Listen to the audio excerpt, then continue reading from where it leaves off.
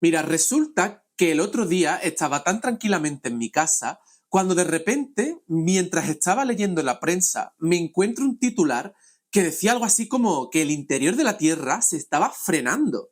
Bueno, claro, luego esto lo empeoró, que me metí en Twitter y todo el mundo estaba comentando este titular, diciendo que es que la Tierra se estaba frenando, que esto nos iba a afectar a nosotros. Bueno, ya sabéis cómo es Twitter, ¿no? Claro, luego me dije que lo lógico sería ir al artículo madre, donde se ha originado toda esta marabunta de clickbaits y desinformación, y leer a ver qué se contaban nuestros investigadores. Bueno, pues resulta que el artículo en sí es hiperinteresante de leer y cuenta cosas fascinantes sobre la Tierra y sobre el interior de la misma.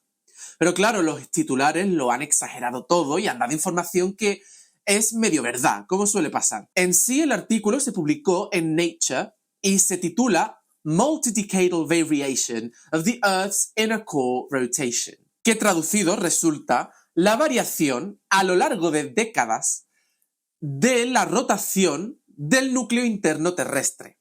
Es un poco laberíntico de entender, la verdad, estos titulares. Pero para entender bien de qué va la película, primero tenemos que comprender una cosa. ¿Cómo es el interior de la Tierra? Veréis, la Tierra es uno de los planetas rocosos del sistema solar, junto con Mercurio, Venus y Marte. Estos planetas rocosos se cree que se formaron según una hipótesis que se conoce como la hipótesis nebular. Esta hipótesis en realidad es muy lógica y dice que en la misma nube de gas y polvo en la que se formó nuestro Sol, la materia comenzó a aplanarse debido a la rotación.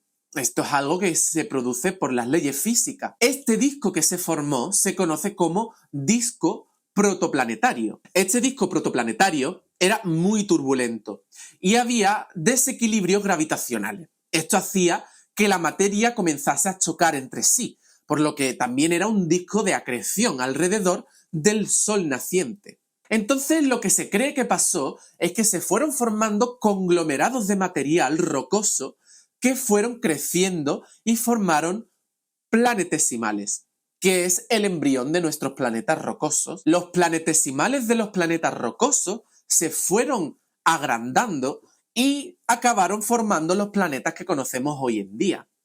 Claro, la Tierra cuando se formó era una masa inmensa y muy caliente que estaba en un ambiente hiperturbulento. Era una Tierra muy joven que estaba a temperaturas altísimas. Estaba a temperaturas tan altas porque entraban en juego varios mecanismos de calentamiento. ¿Qué es lo que calentaba a la Tierra? Pues, entre otras cosas, los choques con otros cuerpos del sistema solar, porque recordad que esta época era muy turbulenta y había constantes choques con asteroides, con otros cuerpos diminutos, porque la Tierra aún no había despejado su órbita por completo. Por otro lado, los materiales que crearon la Tierra eran sobre todo metales como el hierro o el níquel y silicatos y otros minerales y rocas. Claro, estos metales, algunos de ellos eran radioactivos y la radioactividad hacía que se liberase energía en forma de radiación que a su vez calentaba el interior de la Tierra. Todo esto hacía que la Tierra joven fuese una amalgama de metales y rocas en estado líquido, magmático y viscoso. Esta esfera de material fluido metálico y rocoso hacía que, al igual que cuando tú tienes una bañera llena de agua y pones una moneda y una esponja, la moneda se cae y la esponja flota, pues básicamente los materiales más densos se hundían hacia el núcleo, hacia el centro de la Tierra, mientras que aquellos materiales menos densos se quedaban en la superficie. Comenzó, por lo tanto, un proceso que se conoce como de diferenciación, es decir, la Tierra se fue estratificando en capas con distintos materiales y distinta densidad. Entonces, los metales más densos como el hierro o el níquel se hundieron hacia el núcleo y los metales menos densos, así como rocas que tenían menos densidad, como los silicatos o aquellos minerales que estaban hechos de magnesio, oxígeno y calcio, se quedaron en la superficie terrestre. Esta diferenciación hizo que la Tierra se dividiese en capas y que no fuese homogénea. Conforme la radioactividad fue disminuyendo y la Tierra fue despejando su órbita y recibiendo menos impacto, el calentamiento fue también decreciendo y por lo tanto la Tierra comenzó a enfriarse conforme pasaba el tiempo, de fuera a dentro. Entonces comenzó a crear una costra, una corteza sólida, y el interior seguía a altas temperaturas y líquido. Conforme nos adentramos al centro de la Tierra, más altas serán entonces las temperaturas, aunque se siga enfriando la Tierra. Por lo tanto, conforme la Tierra se fue enfriando, se dividió en distintas capas. ¿Y cuáles son estas capas? Tenemos un núcleo que está a su vez dividido en dos según el estado de la materia. El núcleo externo es una capa líquida y el núcleo interno, lo más profundo en la Tierra, es una bola sólida. En su exterior y rodeando al núcleo tenemos un manto que ocupa la mayor parte del volumen de la Tierra y por último una corteza sólida que representa un volumen ínfimo del total de la Tierra y que a su vez está dividido en placas, que se conocen como placas tectónicas. Vale, pero ¿y esto cómo lo sabemos? Bueno, pues resulta que la conocemos gracias a la sismología, el estudio de los terremotos en su paso por el interior de la Tierra. Los terremotos son grandes sacudidas entre las placas de la corteza terrestre que producen ondas, que se conocen como ondas sísmicas, que no son más que vibraciones del material del interior de la Tierra. Imagínate uno de estos muelles arcoíris chulos que la gente tiene de juguete. ¿Cuántas formas habría de crear ondas con él? Bueno, pues la primera forma sería estirar el muelle y sacudirlo de manera que produzcamos una onda que viajaría a lo largo del muelle. La otra forma, sin embargo, que también se me ocurre, sería comprimir el muelle y descomprimirlo de manera que esta compresión también viajase a lo largo del muelle, haciendo este movimiento. Estas dos ondas son las que también encontramos en la manera en que se propagan las ondas sísmicas, las ondas de los terremotos. En lugar del muelle, ahora te tienes que imaginar los materiales de dentro de la Tierra. Cuando la Tierra nos deleita y nos asusta con estos terremotos, lo que pasa es que hay una vibración del material que se propaga en forma de onda sísmica. Pues resulta que hay dos tipos de ondas sísmicas, las ondas P de primaria y las ondas S de secundaria. Las ondas P son del tipo de compresión y descompresión. Son ondas que se conocen como ondas longitudinales, porque esta compresión viaja a lo largo de la onda. La otra onda, la onda S, es una onda transversal, porque el movimiento ondulatorio está ocurriendo perpendicular a cómo se propaga la onda. Ondas P, comprimimos el muelle, ondas S, zarandeamos el muelle y lo ondulamos. Pues es fascinante que todo lo que conocemos del interior de la Tierra proviene de dos fuentes principales.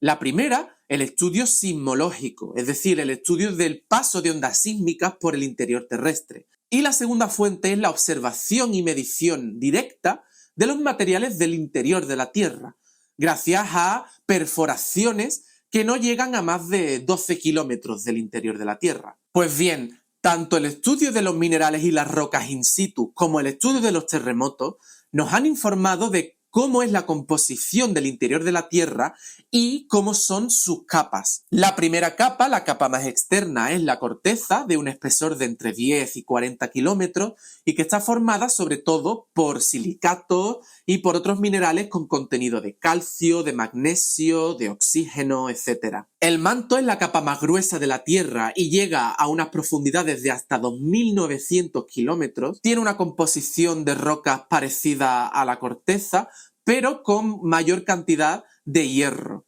Por eso se dice que las rocas en el manto son máficas y son de un color más oscuro. En su mayoría está en estado sólido, pero es bastante más dúctil que la corteza y por eso sabemos que existe la actividad volcánica en la Tierra y los terremotos. Conforme nos adentramos en el manto, el estado de la materia se vuelve más líquido porque la temperatura va aumentando y por lo tanto la viscosidad como la fluidez del material aumenta. De hecho, el manto interno es muchísimo más denso, pero también más líquido que el manto externo. Por último, hablemos del núcleo de la Tierra. El núcleo terrestre fue descubierto bastante recientemente, en 1906, por Oldham a partir del estudio de registros de terremotos. Se sabe que está dividido en dos, en el núcleo externo y el núcleo interno. Los dos tienen una composición bastante parecida, en su mayoría de hierro y también de otros metales como el níquel, pero el núcleo externo estaría en un estado líquido, mientras que el núcleo interno estaría a más temperatura, pero en estado sólido. El núcleo externo es una capa líquida metálica de hierro y níquel que está a unas temperaturas de 5000 grados. Mientras tanto, el núcleo interno es una esfera metálica que está en estado sólido, a unas temperaturas de unos 6000 grados. ¿Y por qué en estado sólido? Pues bien, porque es que el núcleo interno soporta presiones de más de 3 millones de presiones atmosféricas. Está a tales presiones que el estado de la materia es sólido. El estado de la materia no lo determina solamente la temperatura, la presión también entra en juego. Así pues, el núcleo externo va desde los 2.900 kilómetros de profundidad hasta unos 5.100 kilómetros de profundidad. Está en estado líquido y es metálico, de hierro y también de níquel. Y el núcleo interno es una bola de un radio de 1.200 kilómetros que tiene una composición parecida de hierro y níquel, pero en estado sólido. Es una bola sólida algo más pequeña que la Luna, dentro de nuestra Tierra. Te puedes hacer una idea de lo extremadamente difícil que es recoger información del interior de nuestro planeta. O sea, lo más profundo que hemos podido excavar ha sido a 12 kilómetros y solo tenemos fuente directa de información de los volcanes, de las rocas volcánicas. Claro, es una suerte que el interior de la Tierra esté en movimiento constante, porque gracias a los terremotos tenemos una fuente adicional de información muy valiosa que podemos analizar con precisión y detalle para conocer cuál es la división de capas del interior de la Tierra y cómo se mueve cada capa en relación a la otra. Si la Tierra fuese una esfera completamente sólida, estaría rotando como un sólido rígido.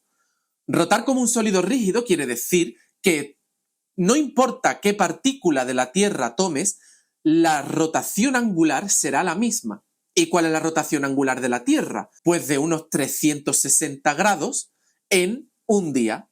Esto es el movimiento de rotación terrestre que todos conocemos, y si la Tierra rotase como un sólido rígido, todas las capas de la Tierra estarían rotando con esa velocidad angular de 360 grados en 24 horas. Sin embargo, sabemos que la Tierra no es así, que no es enteramente sólida y que de hecho está dividida en capas en distintos estados de la materia.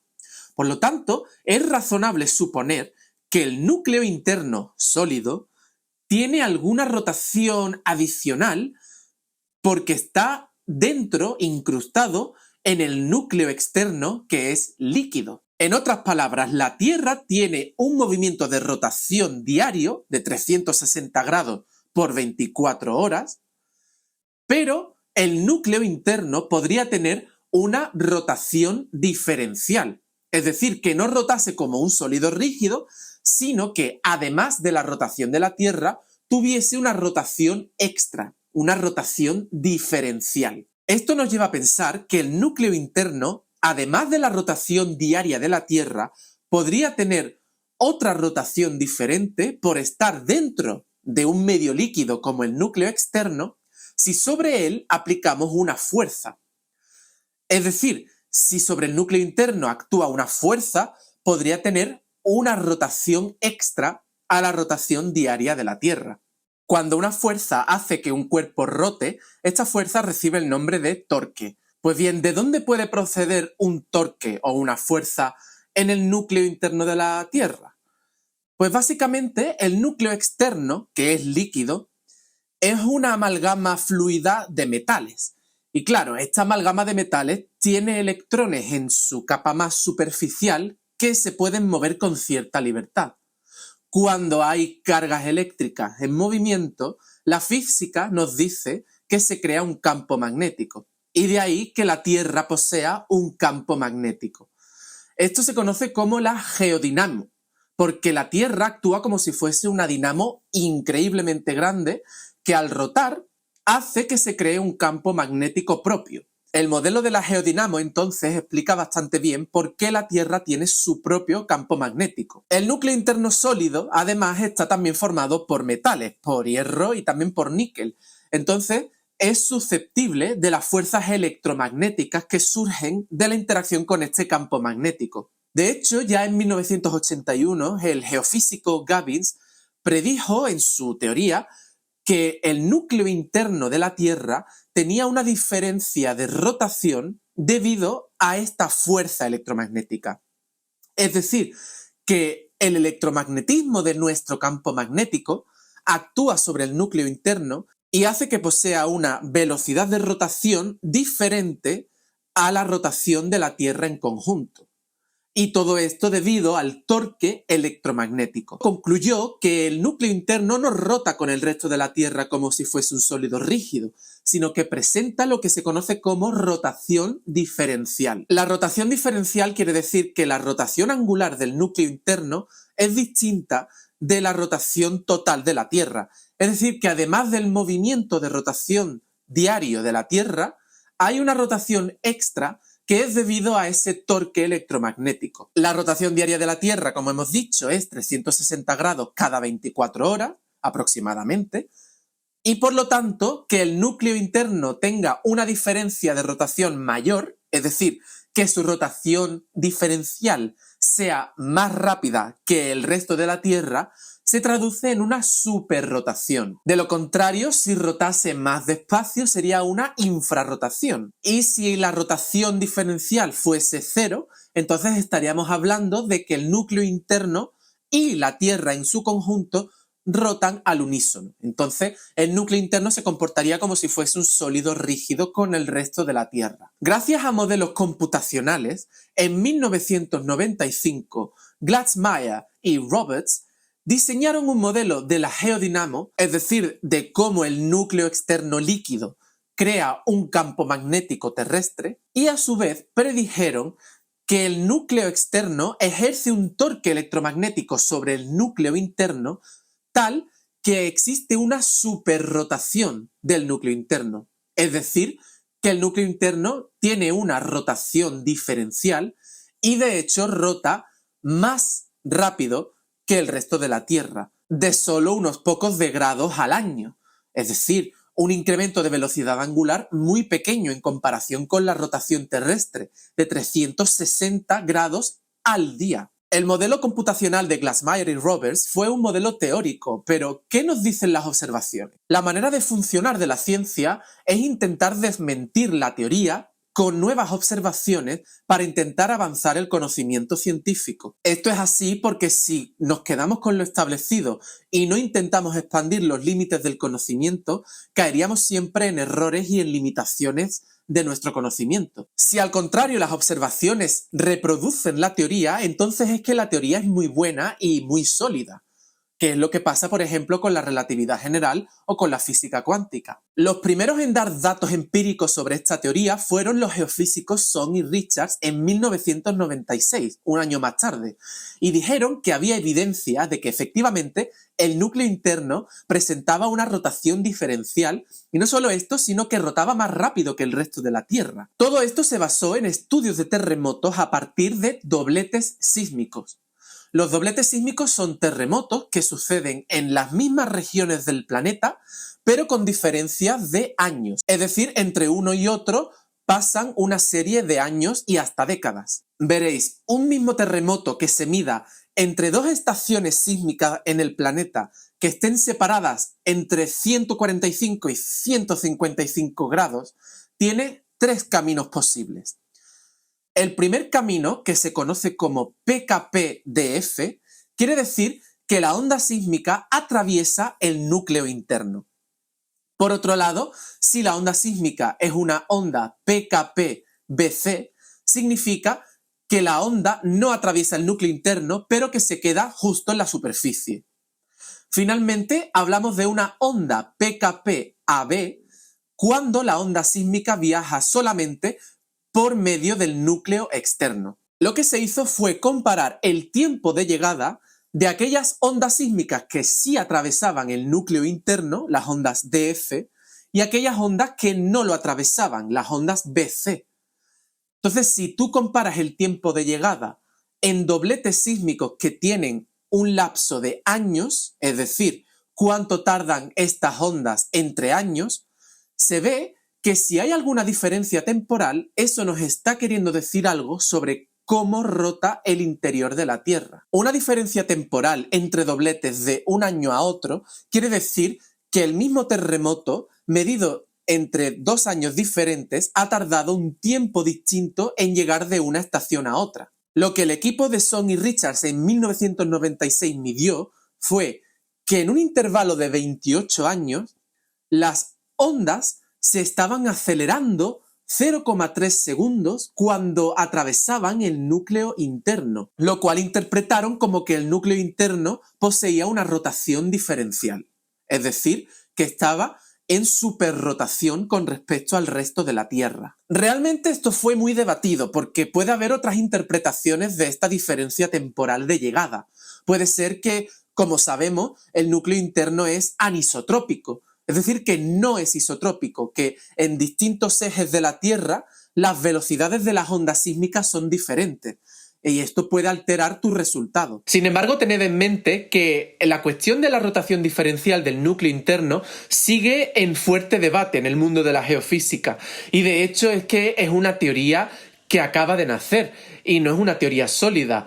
Necesitamos muchísimos más datos y muchísimas más mediciones para consolidarla, y por ahora el debate continúa. En resumen, para finales de los 90 se creía que el núcleo interno tenía una rotación diferencial que lo hacía girar más rápido que la Tierra, entre 0,3 y 1 grado por año más rápido. Volvamos al artículo que ha desatado el caos, el artículo de Nature de Yi Yan y Xiaodong Song. Básicamente, este artículo comienza hablando de que en geofísica se cree que se tiene evidencia de que el núcleo interno posee una rotación diferencial por el torque electromagnético, que es lo que he comentado, que el núcleo externo líquido crea un campo magnético que a su vez ejerce una fuerza sobre el núcleo interno sólido. Esto haría que presentase una rotación diferencial. Pero además el artículo subraya que habría otra fuerza adicional que entraría en juego a la hora de medir la dinámica del núcleo interno. Esta fuerza es la fuerza gravitatoria que se ejerce desde el manto sólido hacia el núcleo interno. Ellos hablan de un acoplamiento gravitacional entre el manto y el núcleo interno. En física, dos cuerpos están acoplados si la oscilación de uno afecta directamente a la oscilación del segundo cuerpo. En este caso, la rotación del manto actuaría gravitacionalmente sobre la rotación del núcleo interno por acoplamiento gravitacional. Es decir, la acción de la gravedad del manto terrestre afecta también a la rotación del núcleo interno. Por lo tanto, tenemos que hay dos fuerzas que pueden estar causando un torque sobre el núcleo interno. Por un lado, la fuerza electromagnética del núcleo externo y por otro lado, la fuerza de gravedad del manto. De nuevo, la investigación de Yang y Song se basa en estos dobletes sísmicos, en pares de terremotos que se repiten al cabo de años y que suceden en la misma zona, por lo que los sismógrafos que los recogen son los mismos. Se paran a analizar toda la serie histórica de dobletes sísmicos que hemos conseguido captar con nuestros sismógrafos. La notación que usan para clasificar cada camino que toma la onda sísmica es algo confusa, pero es fácil de explicar. Y básicamente es la misma que he explicado antes. La separan según si la onda atraviesa o no el núcleo interno. Los dobletes sísmicos los dividieron en dos grupos, los de distancia larga y los de distancia corta. Corta distancia, los DF-CD. En el mapa sale de color rojo. Por otro lado, los de distancia larga, las ondas DF-BC, que salen color azul en el mapa. Utilizaron dos medidas para comparar los dobletes en diferentes años. La primera medida se llama la similitud, con S mayúscula.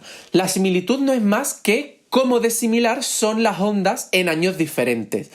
Y si son similares significa que la onda ha tardado el mismo tiempo en llegar de un sitio al otro del planeta, mientras que si no son similares es que el tiempo de llegada ha sufrido variaciones. Por otro lado, han medido la DDT, la Double Differential Time, la diferencia temporal doble. Esto quiere decir cuál ha sido la diferencia temporal en 2 años diferentes. Es decir, restar la diferencia temporal en un año del otro año y así sacar cuánto ha sido esta doble diferencia temporal. En otras palabras, cómo varía la diferencia temporal de las ondas sísmicas a lo largo de los años. En primer lugar, el artículo se centra en la similitud de las ondas. Si la similitud es igual a 1 o más o menos 1, significa que las ondas son similares entre sí. Por otro lado, si la similitud de los dobletes dista de 1, es por ejemplo menor de 0,7, entonces significa que hay diferencias temporales en el momento de llegada de las ondas. Lo que Yang y Song encuentran es que para aquellos dobletes previos a 2004 hay desalineaciones obvias de las ondas sísmicas a través del núcleo interno, con S menor de 0,6. Es decir, que previo a 2004, las ondas sísmicas que atravesaban el núcleo interno tenían diferencias entre los años que pasaban en dobletes sísmicos. Por lo tanto, esto reflejaba que el núcleo interno poseía una rotación diferencial. Sin embargo, en los dos dobletes de la última década, en 2009 y 2017, encuentran que la similitud es de prácticamente 1, que las ondas a través del núcleo interno son muy similares. Lo que es más, midiendo esta similitud de las ondas sísmicas desde 1995 hasta 2020, Yang y Song encuentran que previo al punto de 2009, la similitud es prácticamente de menos de 0,6, por lo que las ondas a través del núcleo interno son dispares entre sí. Pero que a partir de 2009 la similitud de los dobletes se acerca más y más a 1, a que sean similares entre sí. Para el DDT, que lo que está midiendo es cómo varía esta diferencia temporal a lo largo de los años, si encontramos que DDT es igual a 0, quiere decir que conforme pasan los años, la diferencia temporal es estable, es decir, no varía. Sin embargo, si encontramos un DDT distinto de 0, quiere decir que hay aceleraciones o desaceleraciones, es decir, que la diferencia temporal de las ondas sísmicas está cambiando a lo largo de los años. De aquí inferimos si el núcleo interno se está acelerando o desacelerando. Si DDT es 0, significa que está estático, es decir, que no hay ninguna variación de la rotación diferencial con respecto al resto de la Tierra. Pero si encontramos que no es 0, entonces inferimos que el núcleo interno se está acelerando o desacelerando en su rotación diferencial. En el periodo entre 1995 y 2020, Yang y Song reportan que el DDT es siempre distinto de 0, lo cual encaja con el modelo de la rotación diferencial del núcleo interno. Sin embargo, encuentran también un claro patrón de cambio en la medida del DDT a lo largo de esta serie temporal, entre 1995 y 2020. Su modelo teórico es capaz de ajustar curvas a cómo varía el DDT a lo largo de los años y ver cuál se ajusta mejor a lo que nosotros medimos. Y lo que ellos ven es que la curva que mejor se ajusta a los datos dice que efectivamente ha habido un periodo de aceleración de la rotación diferencial del núcleo interno previo a 2009, pero que a partir de 2009 la curva se ajusta más bien a un periodo de frenazo, es decir, a un periodo donde el núcleo interno estaría más bien comportándose como un sólido rígido, y no solo eso, sino que también estaría desacelerando su rotación. En efecto, la mejor curva, la que produce el mejor intervalo de confianza, nos dice que en la última década la rotación diferencial del núcleo interno se ha estancado y que de hecho se está desacelerando. ¿Significa esto que la Tierra sigue rotando y que el núcleo interno se ha parado de sopetón?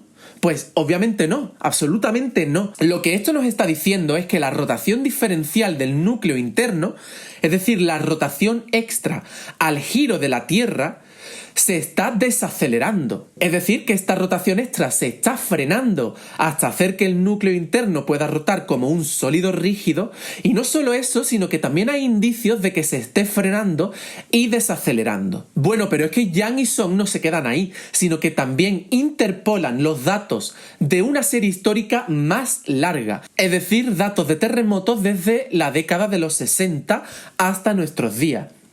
y hacen el mismo estudio del DDT a lo largo de todos estos años. Haciendo esto, la curva que consiguen ajustar tiene una forma sinusoidal, es decir, una forma oscilatoria con máximos y con mínimos. Por supuesto, la incertidumbre es muy grande y de hecho comentan que el intervalo de confianza es increíblemente grande, sobre todo en las décadas de los 60 y posteriores hasta los 90, que es cuando empezamos a tener registros sismológicos más fiables. Que se pueda ajustar una curva oscilatoria al DDT a lo largo de los años, lo que nos está indicando es que podríamos interpretar que el núcleo interno de la Tierra tiene una rotación que es diferencial, pero que además esta rotación extra varía osciladamente a lo largo del tiempo. Hay veces que se acelera y hay veces que se desacelera. De hecho, descubrieron que en los 70 se podría advertir otro periodo donde la rotación extra o la rotación diferencial del núcleo interno empezó también a ajustarse a un sólido rígido, es decir, que ni se aceleraba ni se frenaba con respecto al resto de la Tierra. Estaríamos hablando de un núcleo interno que presenta aceleraciones en su rotación diferencial, periodos en los que rota como si fuese un sólido rígido y periodos de desaceleración. Entonces el núcleo interno presentaría superrotaciones, infrarrotaciones y periodos de rotación de sólido rígido. En resumen, Yang y Song encuentran que en la última década, entre 2010 y 2020, las ondas sísmicas de dobletes sísmicos son muy similares entre sí, aunque atraviesen el núcleo interno. Es decir, estas ondas que consiguen atravesar el núcleo interno terrestre acaban siendo similares entre sí para esta última década, con similitudes de por encima del 0,95. Por otro lado, los datos del DDT a lo largo de los años nos están informando de que hay una desaceleración de la rotación diferencial del núcleo interno, es decir, que se está frenando y se está comportando más como un sólido rígido. No solo esto, sino que en tercer y último lugar consiguen ajustar una curva para datos temporales desde los 60 hasta la actualidad, donde se podría inferir que la rotación diferencial del núcleo interno es oscilatoria, es decir, se ajusta una curva sinusoidal con máximos y mínimos, y que de hecho en los 70 también hubo un periodo de frenazo, y que posteriormente de los 70 a los 2010 hubo una aceleración que sí se registró en investigaciones precedentes, que es lo que se conoce como la superrotación del núcleo interno. Entonces la hipótesis es que el núcleo interno tiene una rotación diferencial de tal manera que no solo rota igual que la Tierra rota, sino que hay una rotación extra pequeña que oscila en el tiempo. Es decir, hay periodos que está un poco por debajo de la rotación terrestre y hay veces que está un poco por encima de la rotación terrestre. Y esta oscilación, ¿a qué viene? Pues verán, la explicación física sería la siguiente. En la rotación del núcleo interno intervienen dos fuerzas diferentes. Por un lado, la fuerza electromagnética, que produce un torque electromagnético y que es debido al núcleo externo. Y por otro lado, a la fuerza gravitatoria, al acoplamiento gravitatorio entre el manto y el núcleo interno, que ejercen un torque gravitatorio. Y de hecho lo que ocurre es que el torque electromagnético tiende a acelerar la rotación del núcleo interno y el torque gravitatorio tiende a frenarlo. Es decir, son dos torques, dos fuerzas que se oponen entre sí y que incluso un pequeño desajuste entre ambas provocaría una oscilación. Todo esto obviamente son hipótesis que se tienen que continuar contrastando con más datos. No hay ninguna teoría fija y sólida de que el núcleo interno rote así. De hecho, es algo que sigue estando muy contestado en la geofísica. Sin embargo, Yang y Song dan un último paso más allá en su artículo. Bien, esta oscilación de la rotación del núcleo interno resulta que tiene un periodo de unos 70 años, de manera que entre un mínimo y un máximo haya un intervalo de unos 40 o 45 años. Por ejemplo, entre el mínimo de la década de los 70 y el máximo de la década de los 2010. La cosa es que esto coincide bastante bien con los intervalos de otras magnitudes geofísicas que también conocemos que son oscilatorias. Entre ellas hay dos muy importantes: la variación de la longitud del día y la variación de la intensidad del campo magnético terrestre. Estas dos magnitudes hacen que también se pueda ajustar una oscilación con un periodo similar de 60 y 70 años. Podría ser coincidencia o podría ser correlación, es decir, que la rotación diferencial del núcleo interno realmente esté afectando a la longitud del día, al campo magnético y a otras cosas como el clima terrestre. Esto se tiene que contrastar con más datos sismológicos, pero es una hipótesis bastante sólida, que el núcleo interno esté afectando de manera oscilada también a la longitud del día, al campo magnético y a otras magnitudes que observamos que también oscilan. Pero bueno, la ciencia nos dirá con mayor cantidad y mejores datos. La conclusión es que no, la Tierra no se está frenando, la Tierra sigue rotando igual que siempre. Lo único que se está viendo es que el núcleo interno puede estar rotando de manera diferente al resto de la Tierra. Y que de hecho, esta rotación oscile, lo cual se podría explicar con cómo interaccionan con el núcleo interno, nuestro campo magnético y nuestro manto. Si te ha gustado el vídeo, no dudes en darle me gusta, comentar cualquier duda que tengas y por supuesto suscribirte para más vídeos de astronomía, astrofísica y ciencia en general. Así que nada, nos vemos en el próximo vídeo.